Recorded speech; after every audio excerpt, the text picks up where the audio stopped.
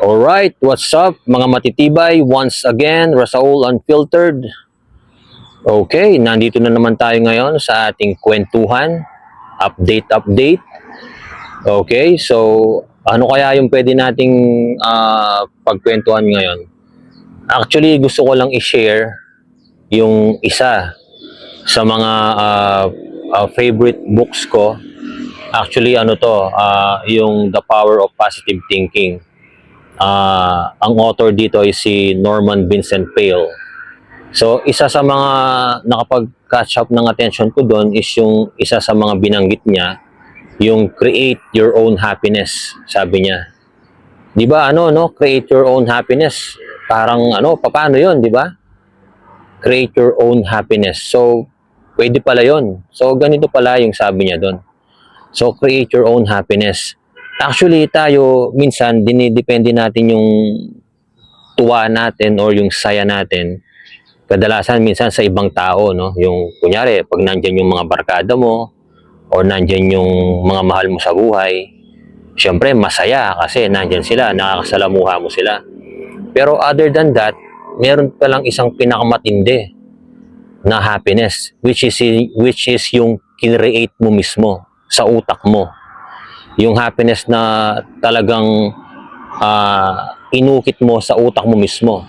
So yun yung ibig sabihin doon ni Norman Vincent Peale, create your own happiness. So ano lang yun, kumbaga binigyan lang niya ng salita or label kung ano yung bagay na yon. So simply saying na ang ibig sabihin ni Norman Vincent Peale is dapat pinapahalagahan mo yung mga small things or big things na nangyayari sa buhay mo. Create your own happiness. Ibig sabihin, it's just it's just a state of mind. So, ano lang yan, practice kasi yan, yung create your own happiness. Yung it's a habit kung paano mong i-reflect or paano kang mag-response sa nangyayari sa mga bagay-bagay sa nasa paligid mo. Like for example, create your own happiness. So, dapat matuwa ka kasi nagising ka ngayong umaga na wala kang dinaramdam, okay? Nakakahinga ka ng maluwag, nakakadumi ka ng tama sa oras, okay? Ano pa ba yung small things na nakakapag-create dapat ng happiness?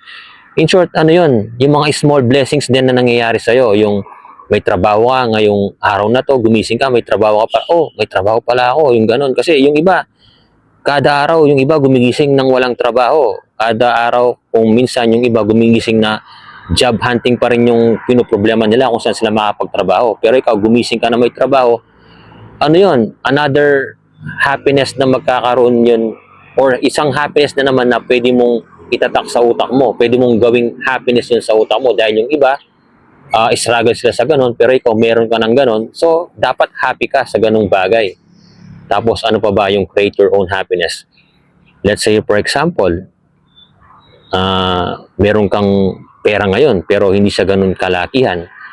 Dapat i-mindset mo rin 'yon na na makikreate sa iyo 'yun ng happiness by thinking na yung maliit na amount ng pera na 'yon pinaghirapan mo kaya nagkaroon ka nun. Hindi mo siya hiningi kung kanino man, bagkus dugot pawis mo yung naging puhunan nun, although mahirap although maliit, pero nagkaroon ka nun. So, another, create your own happiness na naman.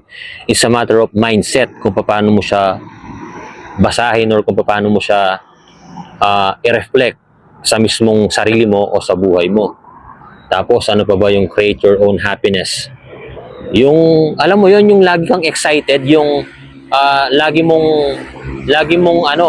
lang ina-adapt yung mga positive vibes na nangyayari sa buhay mo. Let's say, for example, may nakasalubong ka sa daan, kaibigan mo, tapos hindi ka binate. Kuminsan kasi parang big deal sa iyo yan tapos makikreate na yun ng emotional baggage sa iyo. So, create your own happiness. Yung, siguro kaya hindi niya ako binate kasi hindi niya ako napansin. Baka malabo na yung mata niya.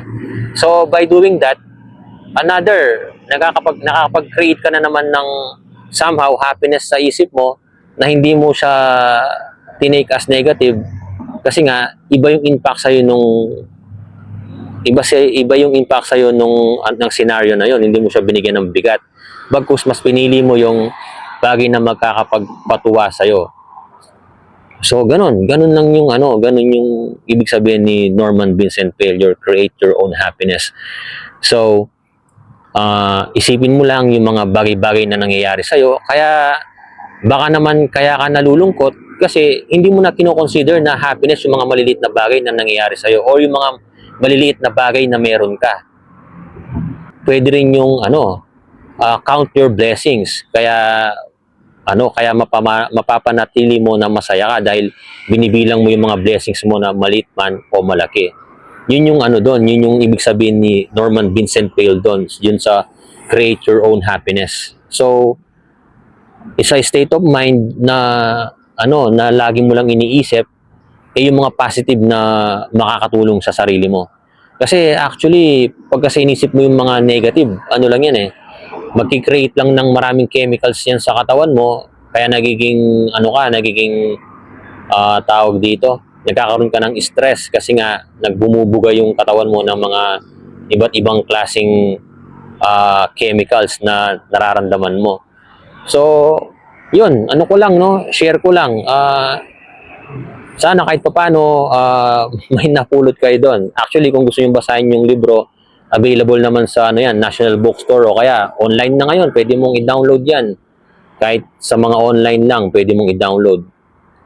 Actually, isa talaga yun sa nakapagpatatak sa akin sa libro na yun. Kasi, yung parang hindi ka na malulungkot, yung kahit merong kang mga pinagdaraanan, pag bigla mong naalala yung sa turo nga ni Norman Vincent Peale, parang nga pala, sabi nga pala ni Norman Vincent Peale, dapat ganito. So at least may guidelines ka.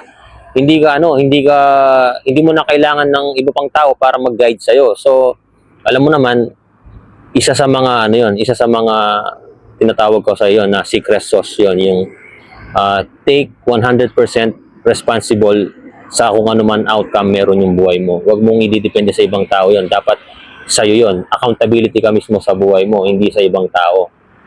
So 'yon, at least, kahit paano, nakapag-share ako about sa libro.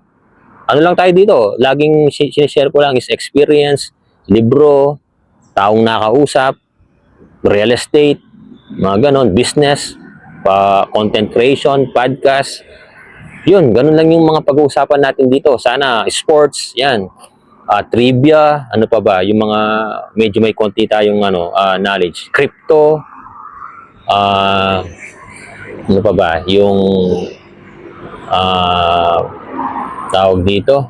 Yun, basta mga ganon. At least kahit paano, yung mga pinag-usapan natin dito, hindi yung wala tayong mapupulot kahit konti lang. So, okay. So, support my channel, Rasaul Unfiltered. Pag pinost ko ito sa Facebook, laging nandun sa ilalim yung full video. Alright. So, yun lang. Mag-iwan lang ako ng sa inyo, ng quotes. Live life one day at a time. So meaning, ang buhay natin, day by day, isa buhay mo lang.